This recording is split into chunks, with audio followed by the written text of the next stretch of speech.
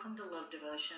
Today, I wanted to talk about how disease or illness affects us. I'm having an issue in our family about blood pressure, blood clots, and I started thinking to myself how I wanted to share with people the importance of stepping back and listening to your body. I know it's a rule of thumb to believe in what you see, and when families have issues of a certain illness, like say cancer, they see that it runs in the family line, which makes sense because when we come here with our soul family, we're all dealing with that situation. Now, that makes sense that each person is getting it and they're here to work on it. And how some people, they go home not figuring out how to defeat it. And some, they do. They're cured and they move forward.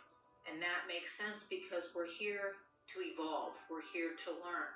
And there's no different with medical issues, other addictions, like eating too much or, everything has a reason. And I kind of wanted to shed some light to make people step back and think about their own situation.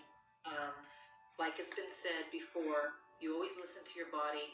Every illness, injury, there's a reason for why it has happened and a lesson to be learned. Now, I'm not one to preach about what to believe in or what religion to follow. After my life-changing experience, that I won't get into, if you listen to my other podcasts, you can find a little more information about me. But I've been looking into spirituality and the meaning of life for 15 years now. And the more and more it keeps going back to understanding why we're here. And that's no different with medical situations or personal traits, addictions, reoccurring roadblocks that you're running into, like everything. It all links into why you were here. For example, I'll go back to blood pressure and blood clots per se.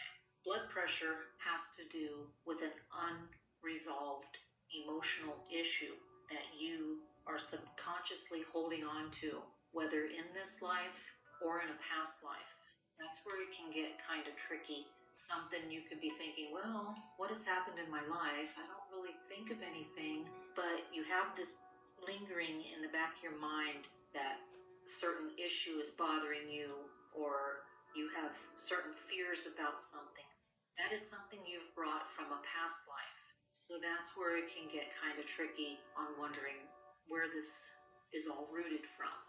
And blood clots is losing the focus of joy in life. A good book to read is Heal Your Body. It's from Louise L. Hay from the Hay House selection. But it touches down on certain body injuries and illnesses that have to do with your perception of life. Having a fear of the future or not being happy with this situation. So it's pretty interesting. So you might want to check that out. So I'd like to touch down on a few things that you can do to change the way you're looking at life in order to help your situation. And it's very simple. It's so funny. People think, oh my gosh, it's got to be some miraculously thing. And it's not. It's just a way of looking at your life and the way you feel. A big part of it is just having positivity and believing in yourself.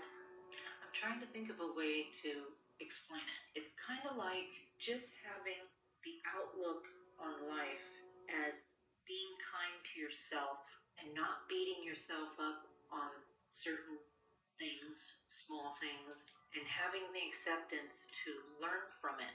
Ask your inner self or God or spirit or whoever you kind of have that conversation with yourself with, whatever you want to call it, it doesn't matter. But just say, okay, I know I'm a little stubborn. How can I work on this? And just meditate. 5 minutes in the shower, 5 minutes before you sit up from waking up. Doesn't even take long. And just do that on a regular basis and just ask for the help, ask for the guidance. And throughout your day, just take a moment to recognize the little messages you get. And it is spirit, they speak with minor messages, with butterflies and seeing a feather. You've heard of all that. It's how it works. People want to blow it into well, they didn't really explain it. Well, just have faith and believe in the little messages, and you'll notice that you'll get more messages the same way. It's pretty awesome. But yeah, the whole key is to just forgiving and accepting it and wanting to work on it and making a deal with God per se to try and change it. And you'll notice the small things that will happen, and you'll notice the other little doors that'll open up. And just pray for help and it will come. You just got to have faith. That's what the whole thing with spirit connection is, having faith. Just like I said in another podcast, you go to church, what do they preach? Have faith. And it's true.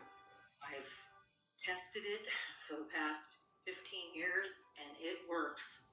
Okay, so I'm going to leave you here today with that. If you ever have any questions, I welcome all questions. Please email me. You can go on my website, lovedevotion.com, and I'd be more than happy to answer any questions or do another podcast trying to explain the situation. So I'll leave you there. Have a good one. Blessings.